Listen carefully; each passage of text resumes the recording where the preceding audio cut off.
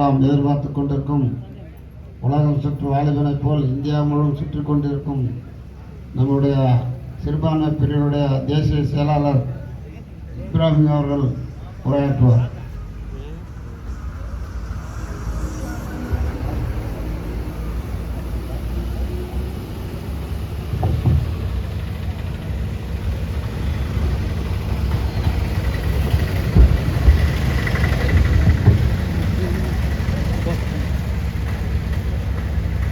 விழுப்புரம் வடக்கு மாவட்ட பாரதிய ஜனதா கட்சியின் சார்பாக திண்டிவனம் சட்டமன்ற தொகுதியின் சார்பில் மாபெரும் பொதுக்கூட்டத்தை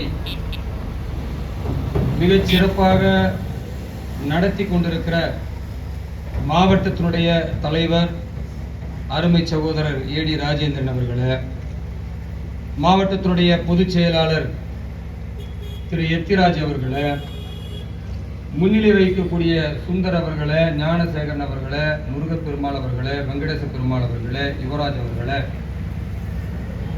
ஜின்ராஜ் அவர்களே, வசந்தி முருகேசன் அவர்களே, சந்திரலேகா பிரபாகரன் அவர்களே, ஆண்டாள் அவர்களே, ஜி முருகன் அவர்களே, மணிவண்ணன் அவர்களே, தினேஷ்குமார் அவர்களே, ஜீவானந்தம் அவர்களே, நாகபாசம் அவர்களே, செந்தில் விநாயகம் அவர்களே, சலாவதி ராஜ்குமார் அவர்களே, கண்ணபிரான் அவர்களே, எனக்கு முன்னால் மிகச் சிறப்பாக உரையாற்றி அமர்ந்திருக்கிற ஓபிசி அணியின் தலைவராக மட்டுமல்ல, மிகச் சிறப்பான களப்போராளியாக இருக்கிற அருமை சகோதரர் சாய் சுரேஷ் அவர்களே, மாவட்டத்தினுடைய பொதுச் செயலாளர் பாண்டியன் அவர்களே, மாவட்ட பொருளாளர் சத்யநாராயணன் அவர்களே, மாவட்டத்தினுடைய பொதுச் செயலாளர் ஜி.கே. ராஜன் அவர்களே, மாநில செயற்குழுவினுடைய உறுப்பினர் லிங்கம் அவர்களே, நிறைய பேர் நான் சொல்லிக்கொண்டே போக வேண்டியிருக்கிறது. மழையின் காரணமாக இதில் இருக்கக்கூடிய அத்தனை பேர்களையும் நான் படித்ததாக நீங்கள் ஏற்றுக்கொண்டு மேடையில் வீட்டிருக்கக்கூடிய மூத்த தலைவர்களே, மண்டல் மாநில அணிப்பிரிவு தலைவர்களே, தாமரை சொந்தங்களே, வணிக சொந்தங்களே, என் தொப்புள் குடி உறவுகளான இந்து சகோதர சகோதரிகளே, உங்கள் அனைவரின் மீதும் இறைவனின் சாந்தியும் சமாதானமும் நிலவட்டுமாக. நம்ம எல்லாம் கொஞ்சம் டல்லா இருக்கிறோன்ற மாதிரி எனக்கு தெரியுது. ஏன்னா மழை பெஞ்சு அப்படியே சைட்ல எல்லாம் ஒதுங்கி ஒரு மாதிரியா இருக்கும். கொஞ்சம் நம்ம சுறுசுறுப்பாக்கி கொள்வோமா? எல்லாம் தங்களுடைய கைகளை உயர்த்துங்க பார்ப்போம். பாரத் மாதா கி ஜெய், பாரத் மாதா கி ஜெய், भारत माता की वंदे वंदे वंदे. குருதிகளை சூடேற்றும் தேசத்தின் மந்திரத்தை மொழிந்தவனாக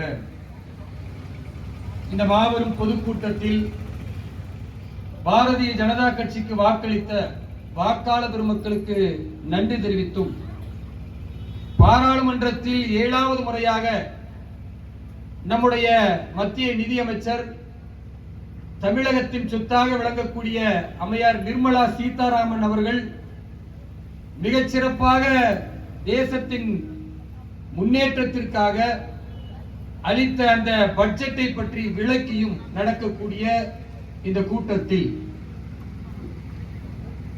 ஒரு சில விஷயங்களை உங்களோடு பகிர்ந்து கொள்ள நான் ஆசைப்படுகிறேன். பொதுவா இந்த பட்ஜெட்டை பற்றி தமிழகத்தில் நிறைய பேசியிருப்பாங்க. ஆனா இந்த கூட்டத்தில் என்ன சொன்னார்கள் எனக்கு பெருசு. இந்த கூட்டத்தில் ஐயா கொஞ்சம் குறைங்கள, இந்த பொதுக்கூட்டத்தில் பட்ஜெட்டை பற்றி பேசியவர்கள் எல்லாம் எனக்கு பின்னால் வரக்கூடியவர்கள் பேசுவார், எனக்கு பின்னால் வரக்கூடிய பேசுவார் கடைக்கு நான் தான் தேடிக்கிட்டு இருக்கேன். அதனால பட்ஜெட்டை பற்றி ஒரு சில விஷயங்கள் உங்களோடு பகிர ஆசைப்படுகிறேன். குறிப்பா சொல்லணும்னா, நம்ம ஒரு தொழில் செய்வதற்கு சிறு குறு தொழில்களை உருவாக்க வேண்டும். அதற்காக பாரத பிரதமர் திரு நரேந்திர மோடி அவர்கள் இந்த பட்ஜெட்ல 100 கோடி ரூபாய் கொடுத்திருக்கிறார். சிறு குறு தொழில்களுடைய முன்னேற்றத்திற்கு குறிப்பா சொல்லணும்னா, முத்ரா கடன் இந்தியாவிலேயே அதிகமாக பயன்படுத்தியது தமிழகத்திலேயே அதிகமாக பயன்படுத்தியது பெண்கள்.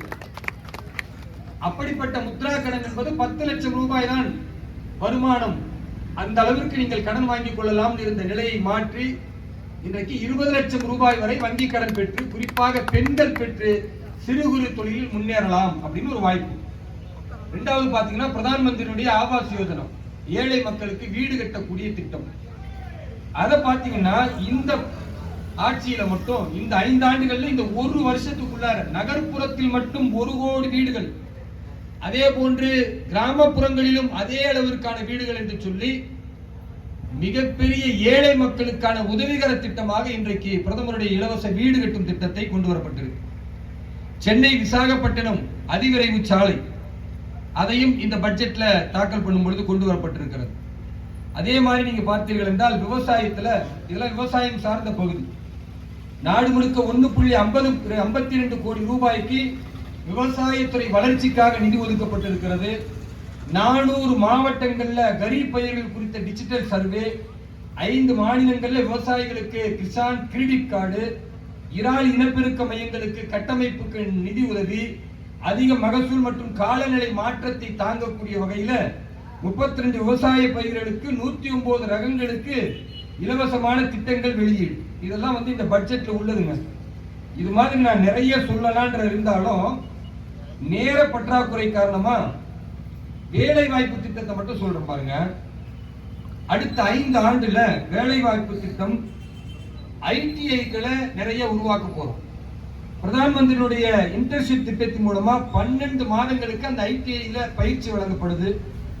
இந்த திட்டத்தில் பயிற்சி எடுக்கக்கூடிய இளைஞர்களுக்கும் மாணவ மாணவிகளுக்கும் 5000 ரூபாய் ஊக்கத்தொகை. அடுத்த 5 ஆண்டுகள்ல 1 கோடி மக்கள் தொழில் பயிற்சி செய்து தொழில் முனைவோராக மாறுவதற்கான முன்னேற்ற பாதை. இதெல்லாம் நம்ம பட்ஜெட்ல இருக்கு. அதுல குறிப்பா சொல்லணும்னா சிறுபான்மை சமூகத்துக்கு எப்பயுமே பாரதிய ஜனதா கட்சி எதிரான திட்டங்களை கொண்டு வரும் அப்படின்னு, சட்டங்களை கொண்டு வரும்னு இங்க ஒரு அபிப்பிராயம் இருக்கு. ஆனா நீங்க பாத்தீங்கன்னா இந்த பட்ஜெட்ல 3183 கோடி ரூபாய் 24 லட்சம் இது சிறுபான்மை மக்களுக்காக பாரத பிரதமர் திரு நரேந்திர மோடி அவர்கள் அளித்திருக்கிறார். இதுல ஒரு விசேஷம் இருக்குங்க. சென்ற ஆண்டை விட 574 கோடி ரூபாய் அதிகம். எதுக்கு தெரியுமா? நீ ஓட்டே போடல, ஏன் போடல நினைச்சு நீ வெட்டி தலை குடிக்கணும், அதற்காக விழக்கூடிய தொகை. நீங்க திடீர்னு கேள்வி கேட்டக்கூடாது, ஐயா ஸ்டாலின் எவ்வளவு கொடுத்தாரு. ஐயா ஸ்டாலின் அவர்கள் பூஜ்ஜியத்தை முட்டையை கொடுத்தால் கூட அதை வாங்கி கொண்டு பல்லிழித்துக் கொண்டிருக்கக்கூடிய இஸ்லாமிய தலைவர்கள் பின்னால் சிறுபான்மை சமூகம் சென்றால் இப்படித்தான் இருக்கும். அப்ப சிறுபான்மை சமூகத்திலிருந்து ஒட்டுமொத்த பாரதத்தில் உள்ள விவசாயிகள், தொழில் முனைவோர், பாதுகாப்பிற்கு என்று எல்லா துறைகளுக்கும் தேவையான நிதியை வழங்கி இன்றைக்கு பாரதம் உலகின் குருவாக, இன்றைக்கு 5வது இடம் பொருளாதாரம் என்றால் அடுத்த 5 ஆண்டுகளில் உலகின் 3வது பொருளாதார வல்லரசாக மாற்றி காட்டுவோம் என்று நாங்கள் உறுதிபட சொல்கிறோம். ஆனா பெரிய விஷயம் பாருங்க, இவ்வளவு திட்டத்தை நம்ம சொல்லியிருந்தால் கூட தமிழகத்தினுடைய முதல்வரில் இருந்து இங்கே இருக்கக்கூடிய அமைச்சர்கள் முட்டாள்கள் எல்லாம் என்ன பேசுகிறார்கள்னா, தமிழ்நாடுன்னு அந்த பட்ஜெட்ல பேர் இல்ல, தமிழ்நாடு என்று இல்லை என்றால் எங்களை ஒதுக்கி விட்டார்கள் அப்படின்னு பேசுறாங்க. எனக்கு கூட கொஞ்சம் யோசிச்சு பார்த்தேன், என்னடா இது, இவ்வளவு நலத்திட்டங்கள் கொடுத்தது ஒட்டுமொத்த பாரதத்திற்கு, ஒட்டுமொத்த இந்தியாவிற்கு. இந்தியாவில் தானே தமிழகம் இருக்கு. அப்ப இந்த சொன்ன நலத்திட்டங்கள் எல்லாவற்றிலும் தமிழக மக்கள் பயனடைவார்கள். இது அறிவுள்ள கொஞ்சமான மூளையை சிந்திக்கிறவர்கள் எல்லாருக்குமே புரியுமே. ஆனால் நம்ம தமிழக முதல்வருக்கும் இந்த அமைச்சர்களுக்கும் திமுக ஊபிஎஸ்களுக்கும் ஏன் புரியல? பத்தாவதற்கு இந்த திருமாவளவன் போன்றவர்களும் காங்கிரஸ் கம்யூனிஸ்ட் கயவர்களும் திமுகவோடு ஒட்டி இருக்க வேண்டும் என்பதற்காக இவர்கள் கெட்டியாக பொய் சொல்லிக் கொண்டிருக்கிறார்களே, என்ன காரணமா இருக்கும் யோசிச்சு பார்த்தேன். அப்பதான் எனக்கு புரிந்தது, தமிழ்நாடு இல்லை தமிழ்நாடு இல்லை என்று திமுகவும் அவர்களுடைய கூட்டணி சொல்லுவதற்கு காரணம், இவர்கள் தமிழ்நாடு என்பதை இந்தியாவில் இருப்பதாகவே நினைக்கல. இவர்கள் ஒரு பிரிவினைவாத சக்திகள். எப்பொழுது பார்த்தாலும் தமிழ்நாடு தனி நாடு என்று பிரிவினைவாதத்தை பேசக்கூடியவர்களுக்கு பாரதத்தில் தமிழகம் இருக்கிறது, தமிழகத்தையும் உள்ளடக்கித்தான் இந்த பட்ஜெட் என்று புரிய வைக்க வேண்டியது நம்முடைய கடமையாக இருக்கிறது. அப்ப இந்த முட்டாள்களுக்கு நாம புரிய வைக்கணும், தமிழ்நாடு என்பது தனி நாடு அல்ல, பாரதத்தின் ஒரு அங்கம்.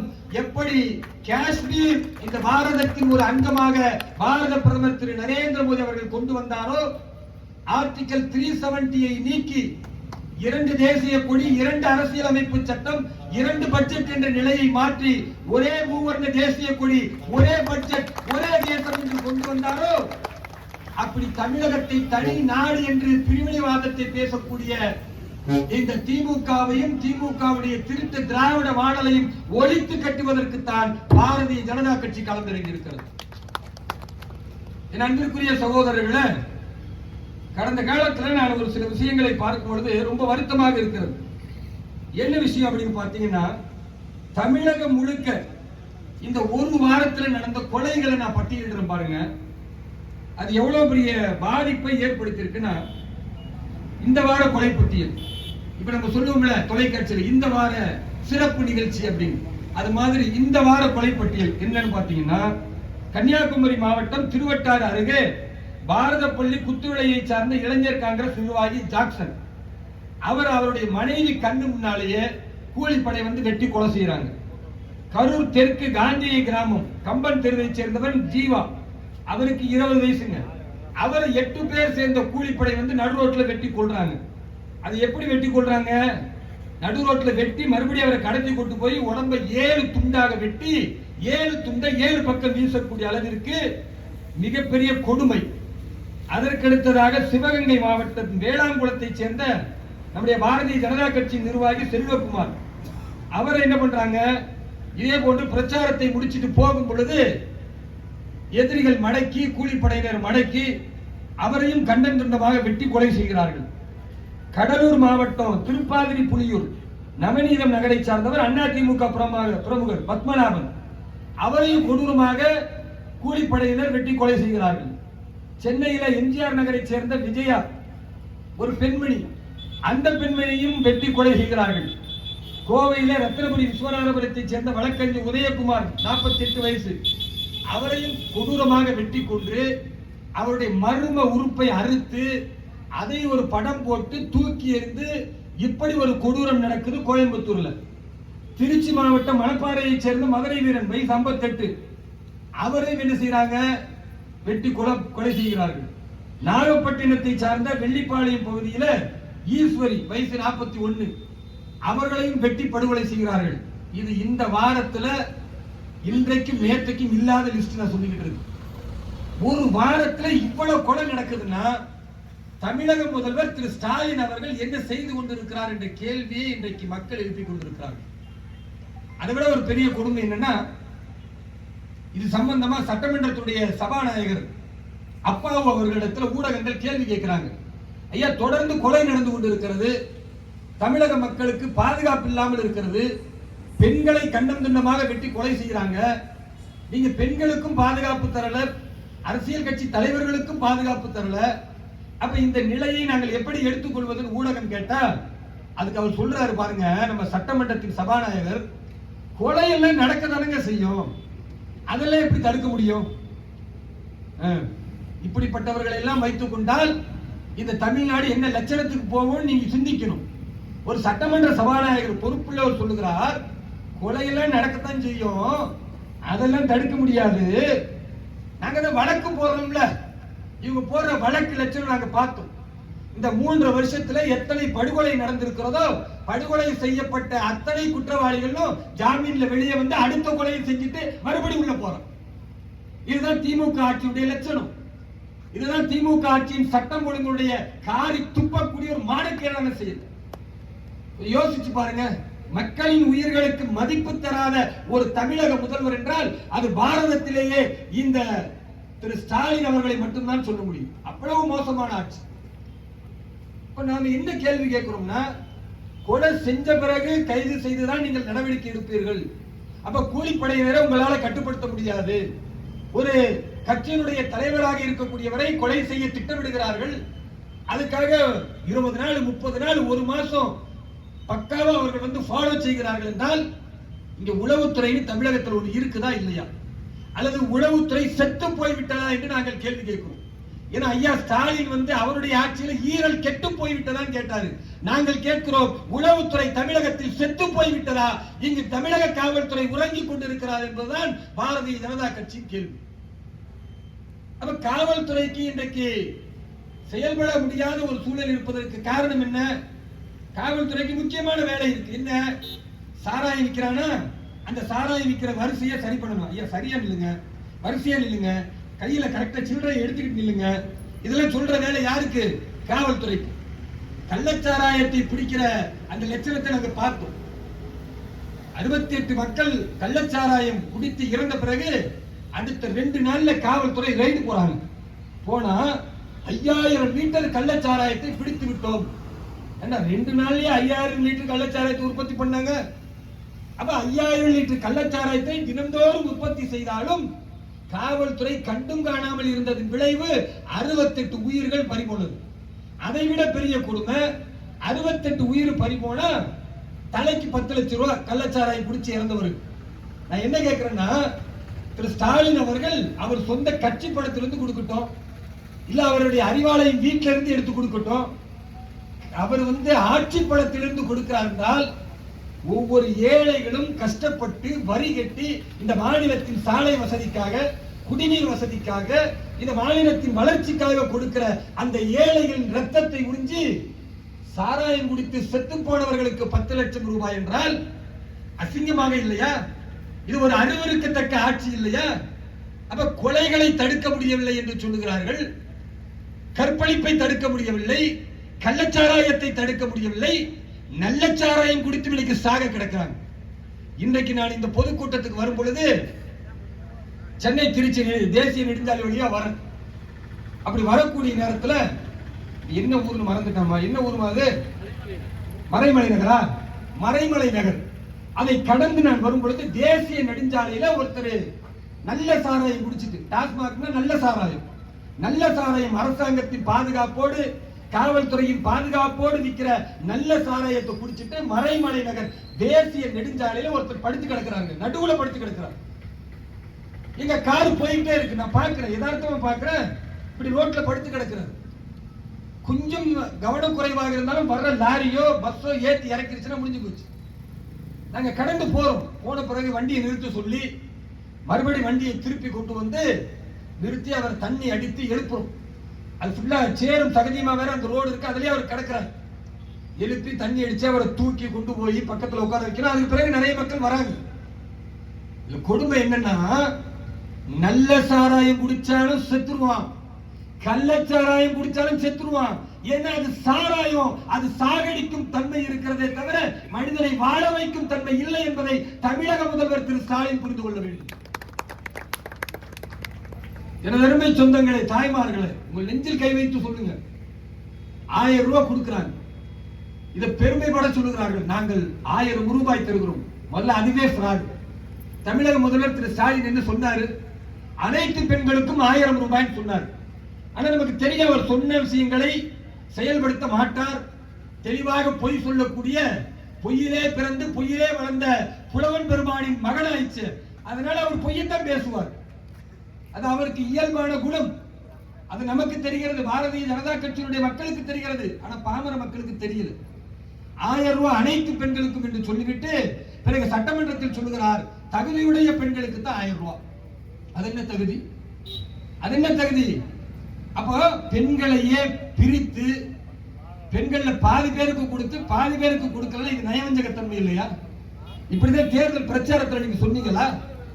இந்த 1000 ரூபாய் எந்த காசு வருது? இதுல எங்களுடைய கட்சியினுடைய ஒரு நிர்வாகி இந்த 1000 ரூபாய் பிச்சை காசுன்னு சொல்லிட்டாங்களாங்க. ஐயோ ஏன் கேட்கிறீங்க? திமுகவுடைய அமைச்சர்கள் இருந்து எம்எல்ஏக்கள் இருந்து அப்படியே பொங்கி வந்து தாய்மார்கள் மீது பாசம் அதிகம். தாய்மார்களுடைய தாலி அறுத்த ஒரு அரசு இருக்கிறது என்றால் இந்த இந்தியாவிலேயே தமிழ்நாடு தான் நம்பர் 1. 45,000 கோடி ரூபாய் சாராய வருமானத்தில் ஆட்சி நடத்துகிறீர்கள். வெட்கம் கெட்ட இந்த அரசு பேசுகிறது. பார்த்தீர்களா, நாங்கள் கொடுக்கிற 1000 ரூபாவை பாஜகவுடைய ஒரு நிர்வாகி பிச்சை காசு என்று சொல்லிவிட்டார். எப்படி இதை சொல்லலாம்? பெண்களை இழிவுபடுத்தி விட்டார். யார் பெண்களை இழிவுபடுத்துவது? பெண்களுடைய தாலிகளை அறுத்து இளைஞர்களை எல்லாம் அவருடைய சாராயம் குடித்து குடித்து விந்தணு இல்லாமல் இன்றைக்கு ஒவ்வொரு ஊரிலும் கருத்தரிப்பு மையம் என்று பெயருக்கு ஆணாக இருக்கிறான். அவனுக்கு குழந்தை கொடுக்க முடியாமல் கருத்தரிப்பு மையத்திற்கு கொண்டு போய் அவருடைய ஆண்மையை இழக்க வைத்து பொருளாதாரத்தை நஷ்டப்படுத்தி விபத்துக்களில் அதிகமாக மரணம் ஏற்படுவதற்கு காரணம் சாராயம் குடிப்பது என்பதை ஒவ்வொரு பேப்பர் நாளிதழ்களில் படித்து பார்க்கும் பொழுதெல்லாம் இந்த 1000 ரூபாய் என்ற இந்த பாவ காசு, சாராயம் வித்த காசு தான் பெண்களுக்கு வருதுன்னா இதை பிச்சை காசு என்று சொல்லக்கூடாது. இது பாவ காசு, மனிதர்களின் உயிரை, ரத்தத்தை அழிக்கும் பணம் என்பதைத்தான் நாம் புரிந்து கொள்ள வேண்டும்.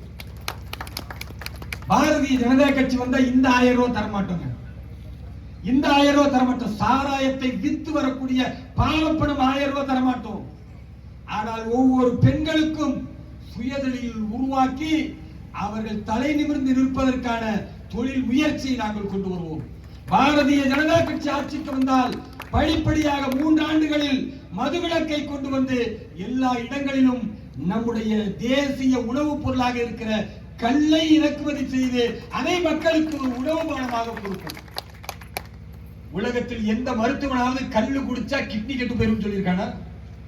எந்த மருத்துவராவது நீங்கள் கல்லு குடித்தால் போதையில் மயங்கி கொலை செய்வீர்கள், போதையில் மயங்கி மனைவி யார் மகள் யார் என்று தெரியாமல் கற்பழிப்பீர்கள், ஏதாவது நடக்குமா?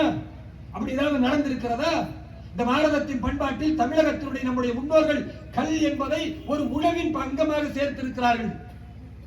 ஆனா அதை இங்க அனுமதிக்க மறுக்கக்கூடிய இந்த கயமைத்தன அரசு சாராயத்தை, அந்த சாராயமும் எங்க வாங்கணும்? திமுக அமைச்சர்களும் திமுக பாராளுமன்ற உறுப்பினர்களும் எங்கே சாராய ஆலை வைத்திருக்கிறார்களோ அந்த சாராய கடையிலிருந்து தான் வரணும்னா பாவிகளா சாராயம் வித்த பணத்தில் 1000 ரூபாய் கொடுத்துட்டு அதை பெருமைப்பட பேசுகிறதை விட ஒரு மோசமான அரசாங்கத்தை நீங்க எங்கேயாச்சும் பார்க்க முடியுமா? யோசிச்சு பாருங்க. அதை விட ஒரு பெரிய கொடுமை என்னன்னா, இந்த சாராயம் விற்கிறது பாவம்னே உங்களுக்கு தெரியலங்க. குறைந்தபட்சம் 45,000 கோடி வருமானம் வருதுன்னா அது ஒரு 10,000 கோடியை ஒதுக்கி சாராயம் குடிக்கிறதுல இன்னென்ன தீங்கு வருகிறது, இன்னென்ன பிரச்சனை வருகிறது, குடித்தவர்களுக்கு மறுவாழ்வு மையம்னு ஏதாவது அந்த மக்களை திருத்துவதற்கு மன ரீதியாக அவர்களை சரி செய்வதற்கு முயல்கிறதுன்னா கிடையாது. ஆனா என்ன செய்யறாங்க? நம்ம சாராய அமைச்சர் முத்துசாமி இருக்கிறாங்க, அவர் சொல்றாரு, இந்த மது குடிக்கிறாங்கல்ல, சாராயம் குடிக்கிறாங்கல்ல, வாங்க சொல்றாங்க, கொஞ்சம் அமைதியா இருக்கு.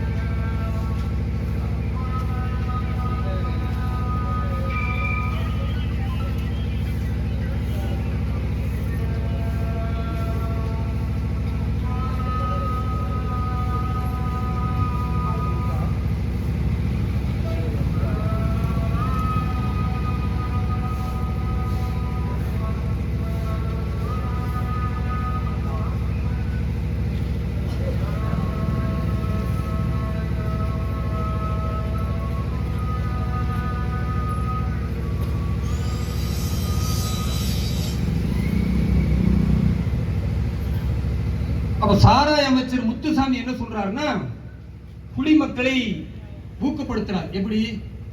நீங்க சாராயம் குடிக்கிறவங்களை வந்து குடிகாரன்னு சொல்லாதீங்க, கஷ்டமா இருக்கு டிஎம்கே காரங்களுக்கு, அமைச்சர்களுக்கு எல்லாம். ஏன்னா அதை வச்சுதானே சோறு திங்கிறாங்க. அதனால அவர் சொல்றாரு, யாரெல்லாம் சாராயம் குடிக்கிறார்களோ அவர்களை குடிகாரன் என்று சொல்லாதீர்கள், மது பிரியர் என்று சொல்லுங்க. அப்ப 4 கொண்டாட்டி 10 கொண்டாட்டி வச்சிருக்கிற அவன் என்னன்னு சொல்லணும்? அவன் என்னன்னு சொல்லணும்? மனைவி துணைவின்னு வச்சிருக்கிறவங்களை என்னன்னு சொல்லணும்? கேவலமா இல்ல? ஒரு அமைச்சருங்க சாராயம் குடிக்கிறது எவ்வளவு பெரிய கேடு கட்டத்தனம்னு பேச வேண்டிய அமைச்சர் சொல்லுகிறார் மது பிரியர்னு சொல்லுங்க. அதை விட கொடுமை. அவர் அடுத்து சொல்றாரு, ஹாஃப்னு ஒண்ணு இருக்கான் தலைவர், எனக்கு குடிப்பழக்கம் இல்ல, ஹாஃப்னு இருக்கான், குவார்டர்னு இருக்கான். இந்த ஹாஃப் குடிக்கிறத வந்து ஒரு ஆள் ஃபுல்லா குடிக்க முடியாதான், அவர் கஷ்டப்படுறாரு அமைச்சர். அதனால இந்த ஹாஃப் வாங்கிட்டு போய் பார்ல உட்கார்ந்து ஓபன் பண்ணி குடிச்சா அதுல குவார்டர் மிச்சமாயிருக்கு. அது எவ்வளவு கஷ்டப்பட்ட அந்த குடிகாரரின் பணம் வீணாக போகிறது. எங்க நான் சொல்லல, நீங்க சிரிக்கிறீங்க. இந்த மாதிரி முட்டாள்தனமா அமைச்சர் பேசுறாரு. அவர் சொல்றாரு, ஒரு குடிகாரன் சாரி மதுப்பிரியர் என்ன பண்றாரா, சாராய கடைக்கு உள்ள போய் ஒரு ஹாஃப் சாராயத்தை வாங்கிட்டு அவர் வந்து பிறகு அதை ஊத்தி குடிக்கும் பொழுது குவார்டர் குடிச்சிடுறாரு, குவார்டர் மிச்சமாயிருது. இப்ப என்னன்னா அவருக்கு ஒரு கவலை வருது, சரி நம்ம இவ்வளவு கஷ்டப்பட்டு இது வீணா போயிருச்சுன்னு அப்படியே மனவேதனையோட போறாரு. இந்த மனவேதனையை இந்த திராவிட மாடல் அரசு போக்கும். எவ்வளவு பெரிய அற்புதமான சட்டம் பாருங்க, எவ்வளவு அமைச்சர்கள் கவலைப்படுறாங்க பாருங்க. சரி, அப்ப இதுக்கு என்ன பண்ண போறாரு அமைச்சர்? சொல்றாரு, அந்த குடிகார மக்கள் திரும்பி மறந்துடுறேன் பாருங்க, மது பிரியர்கள் அவர்களுடைய மனம் வேதனைப்படாமல் இருக்க டெட்ரா பேக்கை நாங்கள் குவார்டர் லெவல்ல கொண்டு வருவோம். டெட்ரா பேக்னா தெரியுதா? நம்ம இந்த சின்ன பிள்ளைங்களுக்கு மாதா அந்த மாதிரி பிள்ளைங்களுக்கு ஒரு பைப்பு போட்டு குடிக்க வைப்போம்ல, சின்ன பிள்ளைங்க குடிக்கிற மாதிரி பெரிய பிள்ளைங்க ரொம்ப சந்தோஷமா குடிக்கிறதுக்கு குவார்டர் லெவல்ல டெட்ரா பேக் போட்டு கொடுப்போம். இந்தியாவிலே இப்படி ஒரு அமைச்சர் பேசுகிறார் என்றால் அது நம்ம சாராய அமைச்சர் முத்துசாமி என்பதை பெருமைப்பட சொல்லலாம். மானம் கெட்டவர்கள், அசிங்கமா இல்ல பாவிகளா, இந்த மக்களின் வரிப்பணத்தை எப்படி பயன்படுத்துகிறீர்கள்? அதை விட ஒரு பெரிய கொடுமை. நீங்க பாருங்க, இந்த ஆட்சி இவ்வளவு மோசமாக நடந்து கொண்டிருக்கும் பொழுது பாரத பிரதமர் எதை யோசிக்கிறாரு? ஏழைகளுக்கு வீடு இல்லையா, பிரதான் மந்திரி ஆவாஸ் யோஜனா வீடு கட்டுற திட்டம். ஏழைகள் உணவுக்கு கஷ்டப்படுகிறார்களா, அந்த உணவுக்கு கஷ்டப்படக்கூடிய அந்த மக்கள் இனிமேல் பசியால் இறந்து போய்விடக் கூடாது என்பதற்காக பிரதான் மந்திரி கரீப் கல்யாண் அன்ன யோஜனா திட்டம்.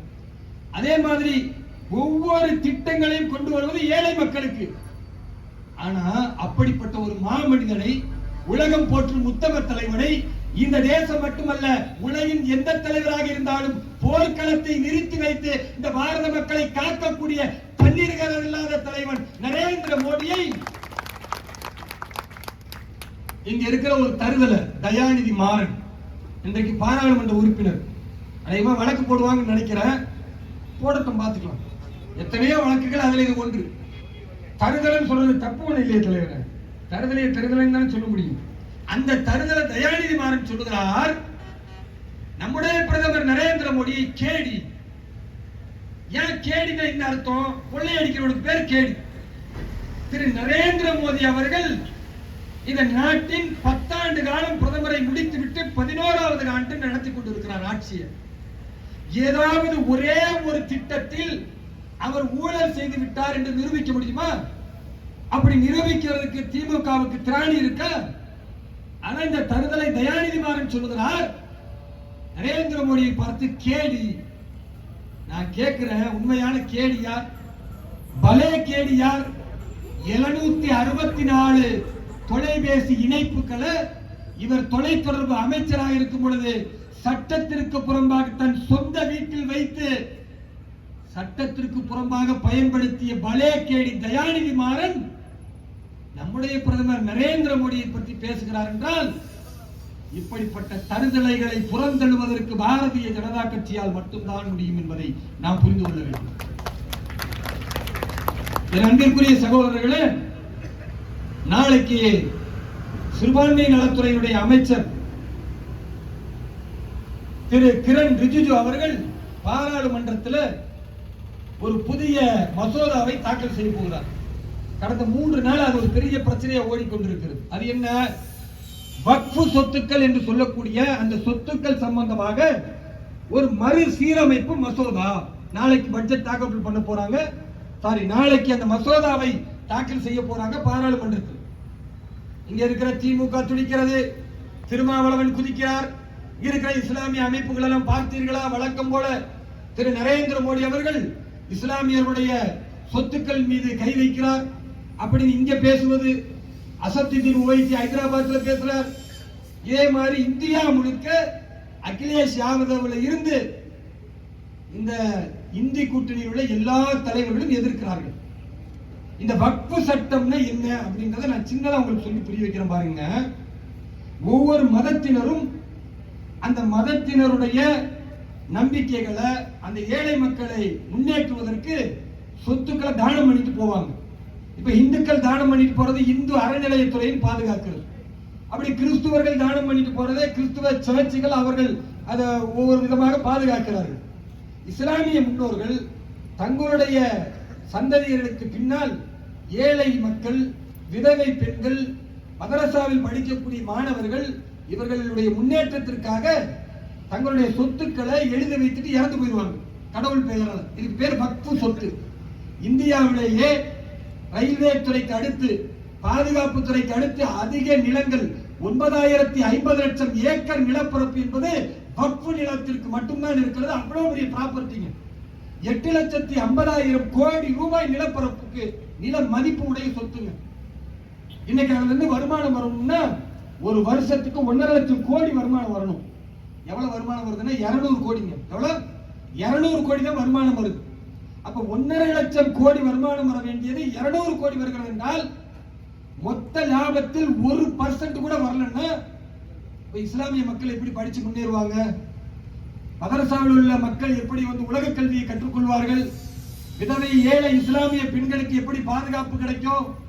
இது என்ன நடக்குதுன்னு பார்த்தா எல்லா மாநிலங்களிலும் இந்த இந்தி கூட்டணின்னு சொல்லக்கூடிய இந்த தலைவர்கள் ஆட்சிக்கு வரும் பொழுது வக்ஃபு சொத்துக்களை எல்லாம் திருடுவது, அபகரித்து வைத்துக் கொள்வது. இந்த மரக்காணம், இந்த செங்கல்பட்டு மாவட்டத்தில், விழுப்புரம் தெற்கு மாவட்டத்தில் எல்லாம் வக்ஃபு சொத்துக்கள் முழுமையாக அபகரிக்கப்பட்டிருக்கிறது. ஒரு ஏக்கர் 5 கோடி ரூபாய் விலை மதிப்புன்னா திமுக அமைச்சர் 500 ரூபாய் வாடகைக்கு வாங்கிக்குவார் 99 வருஷத்துக்கு. கேட்க நாதி இல்ல. அப்ப ஏழை இஸ்லாமிய மக்களுக்கு போக வேண்டிய இந்த சொத்தின் நன்மைகளை திமுகவும் காங்கிரசும் கம்யூனிச இந்த கயவர்களும் சொத்துக்களை அபகரித்து வைத்துக் கொள்கிறார்கள். உங்க எல்லாருக்கும் தெரிஞ்சு கேட்டு பாருங்க. திருச்சியினுடைய அண்ணா அறிவாலயம் இருக்கா இல்லையாக்கா? திருச்சியினுடைய அறிவாலயம் இது எந்த சொத்துன்னு கேட்டு பாருங்க. இப்படி ஒவ்வொரு சொத்துக்களும் அபகரித்துக் கொண்டிருக்கும் பொழுது ஏழை பாமர இஸ்லாமியர்கள் போராட முடியாது. அப்ப என்ன பண்றாங்க? இங்க இருக்கக்கூடிய திமுகவின் கழும்பை, திமுகவுடைய காலை கழுவி குடித்துக் கொண்டிருக்கிற ஜவாஹிருல்லா, பயங்கரவாத சக்திகளுக்கு ஊக்குவிக்கக்கூடிய எஸ்டிபிஐ கட்சி, இவர்கள் எல்லாம் போராடுவாங்க. என்ன போராடுவாங்க? வக்ஃபு சொத்தை மீட்டு தர வேண்டும். தமிழக முதல்வரை நாங்கள் போராட்டம் நடத்துறோம். தமிழக முதல்வர் மீட்டு தந்தாரா? ஆனா பாரத பிரதமர் திரு நரேந்திர மோடி அவர்கள் இந்த மசோதா கொண்டு வராங்க. இந்த மசோதாவோட 3 முக்கிய அம்சம் இருக்கு. ஒன்று, சொத்துக்கு 1.5 லட்சம் ரூபாய் வாடகை தரணும். ஒரு உதாரணத்துக்கு நான் சொல்றேன். ஒருத்தன் 1.5 லட்சம் ரூபாய் வாடகை தரத்துக்கு 200 ரூபாய் கொடுக்குறாங்க. இது ஏற்புடையதா? இது ஏமாற்று வேலை இல்ல. இப்ப பாரத பிரதமர் பார்க்கிறாரு, 1.5 லட்சம் கோடி தர வேண்டிய இடத்துல 200 கோடி கொடுக்கிறேன், ஏமாத்துறேன்னா இஸ்லாமிய மக்களுக்கு, அவருடைய பயனாளிகளுக்கு இந்த பணம் போய் சேர வேண்டும். அதுக்கு மசோதாவை கொண்டுட்டு வரணும். அவர் என்ன சொல்றாரு? வக்ஃபு சொத்துனா உனக்குள்ள வச்சுக்க கூடாது. இந்த சொத்தை கணக்கெடுத்து அதுக்கான எவ்வளவு முதலீடோ, இன்னைக்கு நில மதிப்பு எவ்வளவு இருக்கிறதோ அதை அந்தந்த மாவட்ட ஆட்சியர் கணக்கீடு செய்து அந்த பணத்தை வசூல் பண்ணி ஏழை மக்களுக்கு கொடுக்கணும். இது சிறுபான்மை மக்களுக்கு நல்லதா கெட்டதாங்க? நல்ல விஷயம் தானே. ஆனால் எதிர்ப்பார்கள். இரண்டாவது ஒண்ணு என்ன? இந்த வக்ஃபு போர்டு எங்கெல்லாம் இருக்கிறதோ அந்த வக்ஃபு போர்டை பொறுத்த வரைக்கும் எல்லா இடங்களிலும் பெண்களுக்கு பிரதிநிதித்துவம் தர வேண்டும் என்று சொல்லி அந்த மசோதா கொண்டு வரப்படுகிறது. இஸ்லாமிய பெண்கள் வெறும் வீட்டிற்குள் அடைபட்டுக் கொண்டிருக்கிற பெண்களை ஒரு வக்ஃப் போர்டுடைய சேர்மனாக, ஒரு வக்ஃப் போர்டுடைய உறுப்பினராக, ஒரு அதிகாரமிக்க பொறுப்பில் பெண்கள் வர வேண்டும் என்று பாரத பிரதமர் நினைத்தால் இது சிறுபான்மை மக்களுக்கு எதிரான செயலா? அதைவிட முக்கியமான விஷயம், வக்ஃபு சொத்து என்று ஒன்றை அறிவித்து விட்டால் அது நீதிமன்றத்துக்கு போக முடியாது.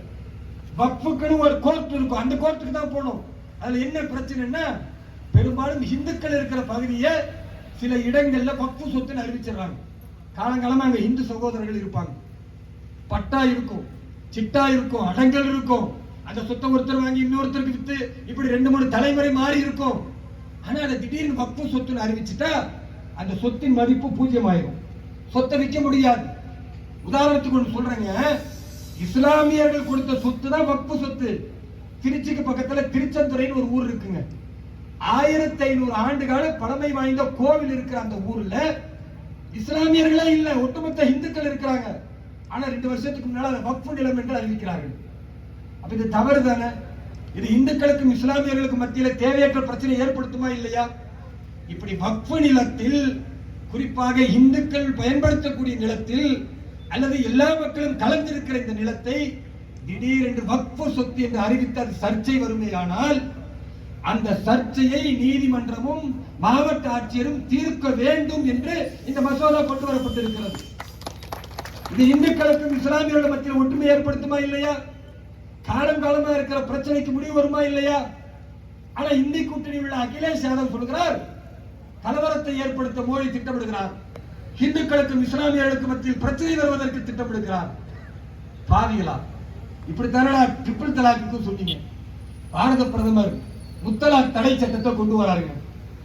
இந்த தமிழ்நாட்டில் இருக்கிற திமுகவிலிருந்து, திருமாவளவன்ல இருந்து, இங்க இருக்கிற எல்லா இஸ்லாமிய அடிப்படைவாத பயங்கரவாத சக்திகள் எல்லாரும் நாங்கள் ட்ரிபிள் தலாக்கை விட மாட்டோம், மோடி கொண்டு வந்ததை எதிர்க்கிறோம் என்று சொன்னார்கள். நான் கேள்வி கேட்கிறேன், மோடி அவர்கள் கொண்டு வந்த இந்த சட்டம் இஸ்லாமிய நம்பிக்கைக்கு எதிரானதா? எவனுக்காச்சும் சொல்றதுக்கு தைரியம் இருக்கிறதா? திருக்குரான் சொல்லுகிறது, அத்தலாக்கு மர்ரத்தானி, தலாக் என்பதை ஒரே நேரத்தில் 3 முறை விடக்கூடாது என்று திருக்குரான் சொல்லுகிறது. திருக்குரான் சொன்னதை என் தேசத்தின் பிரதமர் திரு நரேந்திர மோடி அவர்கள் இஸ்லாமிய பெண்களுக்காக நடைமுறைப்படுத்தி காட்டியிருக்கிறார் என்றால் அதற்கு நன்றி சொல்ல அருகதையற்ற இந்த தலைவர்கள் எல்லாம் எப்படி திசை மாற்றினார்களோ, இஸ்லாமிய மக்களை பதட்டப்பட வைத்தார்களோ, மீண்டும் அப்படி ஒரு பதட்டத்தை தூண்டுவதற்கு இந்த வக்ஃபு சட்ட மறுசீரமைப்புக்கு எதிராக இஸ்லாமிய மக்களை துண்டாட பார்க்கிறார்கள். சிட்டிசன்ஷிப் அமெண்ட்மென்ட் உங்களுக்கு தெரியும், சிஏஏ சட்டம்.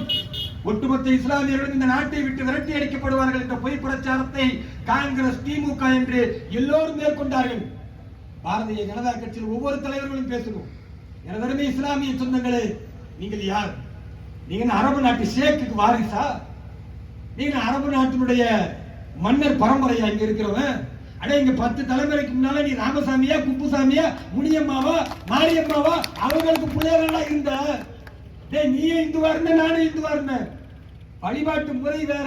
நான் உருவமா வணங்குறேன், நீ அருவமா வணங்குற. இவ்வளவு நல்ல வித்தியாசம். நானும் நீயும் உடன்பிற பிள்ளையா, ஒருதாய் மக்கள் இல்லையா, தொப்புள் குடி உறவு இல்லையா என்று கேட்கக்கூடிய பாரதிய ஜனதா கட்சி நிர்வாகிகளை நீ எதிரியா பாக்குறன்னா உன்னை விட முட்டாள் யார் இருப்பா? யோசிச்சு பாருங்க. திரு நரேந்திர மோடி அவர்கள் இந்த பட்ஜெட்ல 3183 கோடி ரூபாய்களை அள்ளி தருகிறார் என்றால் அந்த உத்தம மனிதனை எதிரியாக பார்த்தால் உன்னை விட முட்டாள் யார் இருக்க முடியும்? யோசிச்சு பாருங்க. கையில் கை குழந்தையோடு இருக்கும் பொழுது தலாக் தலாக் தலாக் என்று கொடுத்து ஒரு பெண்ணை நடுத்தருவில் அனுப்பினால் எந்த இடத்திற்கும் போக முடியாது. காவல் நிலையத்திற்கு போனால் தீர்வு கிடைக்காது, நீதிமன்றத்திற்கு போனால் தீர்வு கிடைக்காது. ஏன்? முஸ்லிம் பர்சனல் லா, எங்களால் நடவடிக்கை எடுக்க முடியாது என்று சொல்லி எத்தனை பெண்கள் கை குழந்தையோடு மாண்டு போயிருக்கிறார்கள். எத்தனை பெண்கள் நீதிமன்றத்தை 70 ஆண்டு காலம் தட்டி தட்டி தட்டி தங்கள் கண்ணீர்களால் வடித்திருக்கிறார்கள். காங்கிரஸோ கம்யூனிஸ்டோ திரும்பி பார்க்காத பொழுது எனக்கு வாக்கு வங்கி தேவையில்லை, என் இஸ்லாமிய பெண்களை துயர் துடைக்க ஒரு தகப்பனை போன்று நான் முடிவெடுக்கிறேன் என்று முடிவெடுத்த திரு நரேந்திர மோடி பாராட்ட உங்களுக்கு மனம் இல்லையா? யோசிச்சு பாருங்க. பாரதிய ஜனதா கட்சியில இப்போ ஒரு சம்பவம் நடந்துச்சு. இதை விட என்ன மத நல்லிணக்கம் வேணும்? வாங்கி சொல்லப்பட்டது. நான் ஒரு இஸ்லாமியன், நான் அமைதியா இருந்தது ஒரு நியாயம் இருக்கு. நான் பார்க்கிற எல்லாரும் அமைதியா இருக்கிறாங்க. ஏன்? ஒவ்வொரு மதத்தினுடைய பண்புகளுக்கு, நம்பிக்கைகளுக்கு மதிப்பளிப்பதுதான் பாரதிய ஜனதா கட்சியுடைய இந்துத்துவ சித்தாந்தம் என்பதை நீங்கள் புரிந்து கொள்ள வேண்டும். இதோ இந்துத்துவன்னா பார்த்தீர்களா, பிஜேபி இந்துத்துவா பேசுகிறது. இந்துத்துவன்னா என்ன? இந்துத்துவன்னா நம்ம புரிந்து கொள்ளணும். திமுக இந்துத்துவாவை தவறாக பரப்புகிறது. இந்த நாட்டின் உச்ச நீதிமன்றம் சொல்கிறது, Hindutva it's not a religion, it is a way of life. Hindutva என்பது அது ஒரு மதம் கிடையாது, நம் வாழ்வியல் முறை, இந்த பாரதத்தின் பண்பாட்டை கலாச்சாரத்தை நிலைநிறுத்தக்கூடியதற்கு பெயர் இந்துத்துவா. இப்ப நான் இந்துத்துவா, இவர் இந்துத்துவா, இங்க இருக்கிற 20 கோடி இஸ்லாமியர்கள் இந்துத்துவா, இங்க இருக்கக்கூடிய 4 கோடி கிறிஸ்துவர்கள் இந்துத்துவா. இந்துத்துவா என்றால் இந்த மண்ணின் கலாச்சாரத்தோடு வாழக்கூடியவர். அது உனக்கு பிடிக்கலையா? இந்துத்துவா நீ எதிர்க்கிறையா? இந்த பண்பாடு கலாச்சாரம் உனக்கு தேவையில்லையா? அப்ப எதுக்கு பாகிஸ்தானுக்கு போ? நீ எதுக்கு இங்க இருக்கிறன்னு கேள்வி வருமா வராதா? என்ன கேள்வி கேட்கறாங்க? இந்த நாடு சுதந்திரம் அடைந்ததுங்க. இந்த நாடு சுதந்திரம் எப்படி அடைந்தது? மதத்தின் பெயரால். ஆகஸ்ட் 14 நம் வரலாற்றில் மறக்க முடியாது. நாடு பிரிவினையின் போது 2 லட்சம் இந்துக்கள் கொல்லப்பட்டார்கள். நாடு பிரிவினையின் போது பாகிஸ்தானில் இருந்து மொத்தமாக கொலை செய்யப்பட்ட இந்துக்களை ஒரு ட்ரெயின் முழுக்க ஏற்றி அனுப்பினார்கள். ஆனால் பாரதத்தில் உள்ளவர்களுக்கு வாய்ப்பு வழங்கப்பட்டது. இங்க இருக்கக்கூடிய இஸ்லாமியர்கள், உங்களுக்கு என்று நாடு இருக்கிறது, நீங்கள் செல்லலாம் என்று சொல்லும் பொழுது தமிழ்நாட்டிலிருந்து போனாங்க. இந்த பாரதத்திலிருந்து பல பகுதியிலிருந்து இஸ்லாமியர்கள் சென்றார்கள்.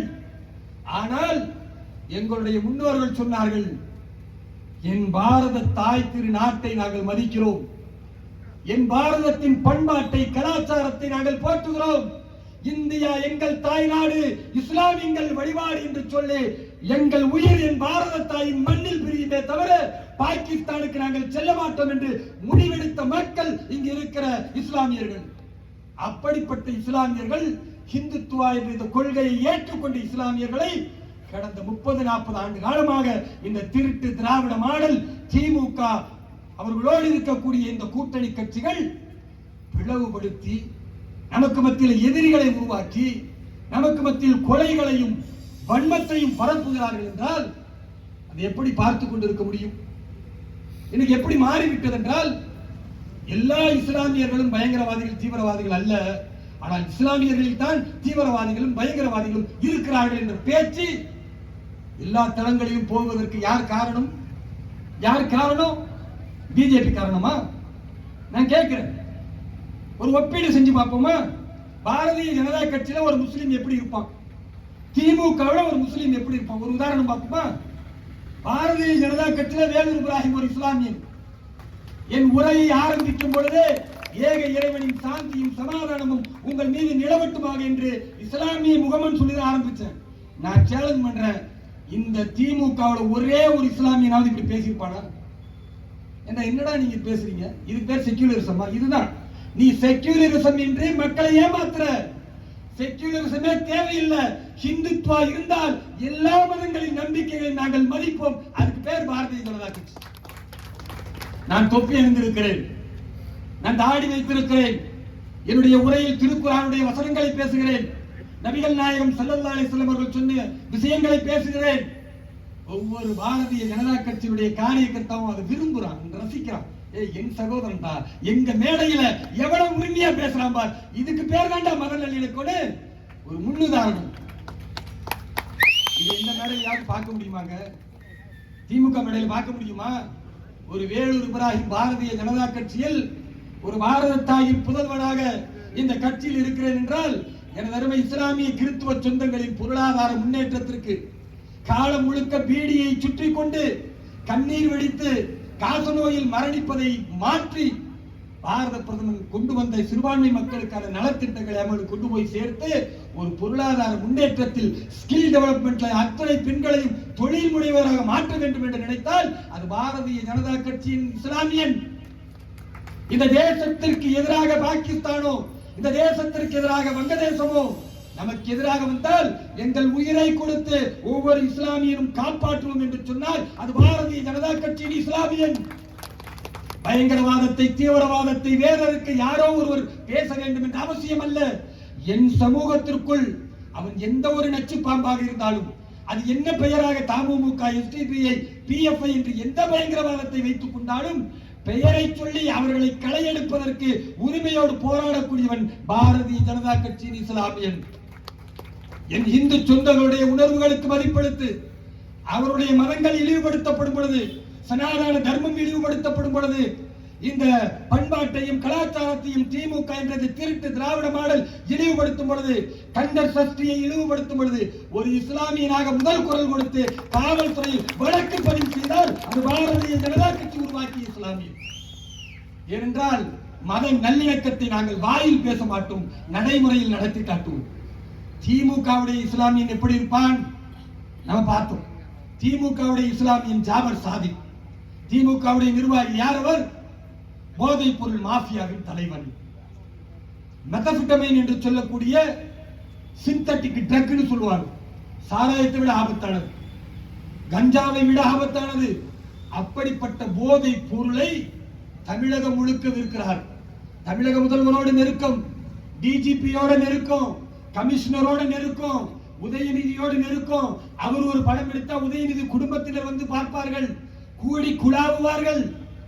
அப்படிப்பட்டவரை மத்திய அமலாக்கத்துறை, மத்திய போதைப் பொருள் தடுப்பு பிரிவு தொடர்ந்து கண்காணித்து கைது செய்கிறது. அதுக்கு பிறகு திமுக விளக்குறாங்க. ஏன்னா திமுக ஒரு இஸ்லாமியன் இருந்தால் அவன் போதைப் பொருள் விற்கிறவனாத்தான் இருப்பான் என்று அவர்கள் காட்டுகிறார்கள். இதுதான் வித்தியாசம். 2-3 நாளைக்கு முன்னால பார்த்தேன், சையத் இப்ராஹிம் பேர், ஏன் பேர் என்ன பாருங்க. ஒரு கட்சி வித்தியாசம்னா எவ்வளவு பெரிய ஆபத்து நடக்குது. இந்த கட்சியில் தேசத்தின் வளர்ச்சிக்காக, சமூகத்தின் ஒற்றுமைக்காக, மத நல்லிணக்கத்திற்காக குரல் கொடுத்தால் அவன் பாரதிய ஜனதா கட்சியில சையத் இப்ராஹிமா இருக்க முடியும். திமுக சையத் இப்ராஹிம்னா போதைப் பொருளை கடத்தி, தங்கத்தை கடத்தி, எல்லை தாண்டி ராமேஸ்வரத்தில் இருந்து இலங்கைக்கு தங்கம் கடத்திட்டு போகும்போது பிடிக்கிறாங்க. யார் அவன்? திமுக நிர்வாகி, சிறுபான்மை அணி. இவ்வளவுதான் வித்தியாசம். இங்க இருக்கிற இஸ்லாமிய மக்கள் புரிந்து கொள்ளணும். நீ திமுகவில் இருந்த உன்னை 2ஆம் நம்பர் பிசினஸ் பண்ண வைப்பான், உனக்கு ஆசையை தூண்டுவான். நீ தங்கம் கடத்து, போதைப் பொருள் கடத்து, சாராயத்தை வீயு, சமூக விரோத செயல் செய்ய, வன்முறை செய், பயங்கரவாதத்தை ஊக்குவிக்கிறாயா செய்து கொள். எல்லாவற்றுக்கும் கதவை திறந்து விடக்கூடிய ஒரு கட்சி திராவிட முன்னேற்ற கழகம் என்ற திருட்டு திராவிட மாடல். பாரதிய ஜனதா கட்சி என்பது நீ இஸ்லாமியனா, கிறிஸ்தவனா, இந்துவா என்று பார்ப்பதில்லை. இந்த தேசத்திற்காக சேவை செய்ய நீ நினைத்தால், பாரத தாயை போற்றக்கூடியவளாக இருந்தால் உன்னை வரவேற்போம், ஆரத்தழுவோம், கட்டியணைப்போம் என்று சொல்லுகிறோம். இதுதான் பாரதிய ஜனதா கட்சியின் சித்தாந்தம். இதுல என்ன வித்தியாசம்? இந்த சிறுபான்மை சமூகம் ஏன் புரிய மறுக்கிறது? என்ன அப்படி திமுகவுல திரு ஸ்டாலின் என்ன பெரிய உரிமை கொடுத்துட்டாரு நான் கேட்கிறேன். நீங்க பாராளுமன்ற தேர்தல் வந்துச்சுங்க, 22 எம்பி திமுக சார்பில் நிக்கிறாங்க. ஒரே ஒரு இஸ்லாமியர் இருக்காரா? ஒரே ஒரு கிறிஸ்துவர் இருக்கிறாரா? ஆனா என்ன சொல்லுவாங்க? சிறுபான்மை சமூகத்தின் காவலர். பாவிகளா, இந்த சமூகத்திற்கு என்ன செஞ்சீங்க நீங்க? அதை விட ஒரு கொடுமை. நாங்க சொல்றோம், சிறுபான்மை சமூகத்திற்காக 3183 கோடி ரூபாய் எங்களுடைய பிரதமர் கொடுத்திருக்கிறார்னா, இந்த முட்டாள் முஸ்லீம்கள் சில பேர் சொல்றாங்க, எங்களுக்கு உருது படிப்புக்கு அவர் வந்து 4-5 ஸ்கூல் ஸ்டார்ட் பண்ணி தரேன்னு ஐயா ஸ்டாலின் சொன்னாரு. உருது என்ன மொழிக்கு நான் கேட்கிறேன். உருது இந்தியாவுடைய மொழியா? உருது இந்தியாவுடைய மொழி அங்கே கிடையாது. அது அரபில இருந்து கொஞ்சம், ஹிந்தியில இருந்து கொஞ்சம், பார்சியில இருந்து கொஞ்சம். முகலாயர்கள் வந்து இந்த நாட்டை ஆக்கிரமித்த அந்த படுபாவிகள் உருது மொழின்னு ஒண்ணு ஆரம்பிச்சு விட்டுட்டு போயிட்டாங்க.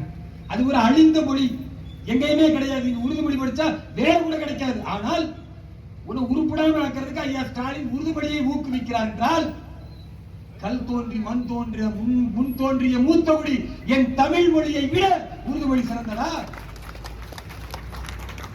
யோசிச்சு பாருங்க. உலகின் மூத்த மொழிக்கு சொந்தக்காரர்கள் நாம், பெருமை விட சொல்லலாம். ஆனா இங்க இருக்கக்கூடிய இஸ்லாமியர்களை மொழிவெறியாக அவருடைய மதத்தின் பெயரால் ஒரு மொழியை ஊக்குவிக்கிறார் என்றால் இது எப்படி இஸ்லாமியர்களுக்கு முன்னேற்றத்தை தரும்? இஸ்லாமிய சொந்தங்களே, கல்வியில, பொருளாதாரத்துல, வேலை வாய்ப்புல எதிலும் உங்களை முன்னேற விடாமல் உங்களை 2ஆம் நம்பர் பிசினஸ் பண்றது, அல்லது நீ வெளிநாட்டுல போய் ஆடு மாடு மேய்க்கிறது, இதுதான் உனக்கு திமுக ஆட்சி கொடுத்த பரிசு. ஆனால் பாரத பிரதமர் திரு நரேந்திர மோடி அங்கு வந்த பிறகு இந்தியாவின் வரலாற்றில் முதலாக ஒரு இஸ்லாமிய பெண் இந்த நாட்டின் ராணுவ விமானத்தை பாகிஸ்தான் எல்லை வரை கொண்டு போய் வந்திருக்கிறார். சானியா மிர்சா என்கிற ஒரு மகத்தான இஸ்லாமிய பெண்மணி என்றால், நாங்கள் தேசத்துக்காக இஸ்லாமியர்களை உருவாக்கி கொண்டிருக்கிறோம். நீ கஞ்சா விற்பதற்கும் போதைப் பொருள் விற்பதற்கும் உருவாக்கி கொண்டிருக்கிறாய். யாரின் பக்கம் இஸ்லாமிய கிறிஸ்துவ சமூகம் இணையப் போகிறது என்பதுதான் எங்களுடைய கேள்வி. அதனால் இந்த வக்ஃப் திருத்த மசோதாவை நாம் அனைவரும் ஏற்றுக்கொள்ள வேண்டும் என்று நான் விரும்புகிறேன். இறுதியாக திருக்குரானுடைய ஒரு வசனத்தை சொல்ல ஆசைப்படுகிறேன். திருக்குரான் சொல்லுகிறது, ஒலா எஜிரிமன்னக்கும் சனஆனுலி கௌமின் அலா அல்லா தஅதிலு. உண்மையான இஸ்லாமியன் யார்? தனக்கு எதிரியாக இருந்தாலும் நீதம் செலுத்துவதில் நீ பிறழ்ந்து விடக்கூடாது. இஸ்லாமியர்களுக்கு மோடி எதிரினே வச்சுக்கோ, அவர் கொண்டு வர சட்டம் அது நியாயமா இல்லையா நீ பார்க்க மாட்டியா? படிக்க மாட்டியா? இந்த திமுக காரன் காங்கிரஸ் காரன் சொல்றதை நம்பி மீண்டும் தெருவில் உட்கார்ந்து போராடி உன் பிள்ளைகள் இளைஞர்களை சிறைக்கு தள்ளி வழக்குகளை வாங்கி இந்த நாட்டின் அதிகாரத்தின் எந்த பொறுப்புக்கும் வர முடியாமல் திரும்ப திரும்ப குற்ற பரம்பரையாக மாற்றுவதற்குத்தான் இஸ்லாமிய ஜமாத்துக்கள் உருவாக்க போகிறதா என்பதுதான் எங்களுடைய ஆதங்கம், எங்களுடைய கேள்வி. அதனால் தேசிய நீரோட்டத்தில் இணைந்து நாம் அனைவரும் பாரத தாயின் பிள்ளைகளாக உலகின் குருவாக பாரதத்தை உருவாக்க ஒன்றுபட்ட சிறுபான்மை மக்களும் இணைந்து மகத்தான வலிமையான தேசத்தை திரு நரேந்திர மோடி அவர்களின் கரத்தை வலுப்படுத்துவதன் மூலமாக உருவாக்கி காட்டுவோம். 2026 தமிழகத்தில் தாமரையை மலவரைத்து சட்டமன்றத்தில் ஆட்சியை பிடிப்போம் என்று கூறி வாய்ப்பினை நன்றி விடைபெறுகிறேன். எல்லா புகழும் இறைவனுக்கு. ஜெய்ஹிந்த், வந்தே மாதரம், பாரத் மாதா கி. தேசிய செயலாளர் அவர்களுக்கு மிகவும் நன்றி கூறிக்கொள்கிறேன். அடுத்ததாக மரகாணத்தினுடைய மத்திய மண்டல தலைவர் நன்றி உரையாற்றுவார். இந்த மாபெரும் பொதுக்கூட்டத்திற்கு வருகை